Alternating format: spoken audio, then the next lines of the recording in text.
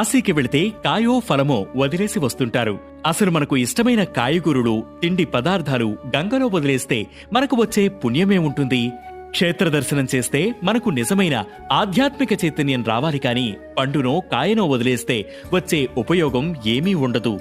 శాస్త్ర ప్రకారమైతే కాయాపేక్ష ఫలాపేక్ష గంగలో వదిలేసి ఆ విశ్వనాథ దర్శనం చేసుకుని ఎవరి ఇళ్లకు వాళ్లు తిరిగి వెళ్లాలి.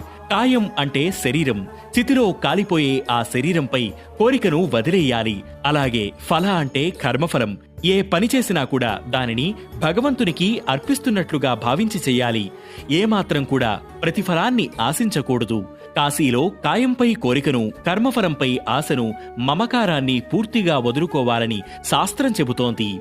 కాలక్రమేణా జన వ్యవహారంలో ఇది కాస్త కాయ లేదా పండుగా మారిపోయింది. కాశీకి వెళితే కేవలం భగవంతునిపై మనస్సు లగ్నం చెయ్యాలి. కానీ మన ధ్యాసంతా ఎక్కువగా గంగలో వదిలేసే వస్తువులపైనే ఉంటుంది. అలా వదిలేసి వస్తే ఏదో జరుగుతుందని నమ్మకం. కాబట్టి ఇక మీదనైనా కాశీకి వెళితే భగవంతునిపై మనస్సు పెట్టి ప్రశాంతంగా గడప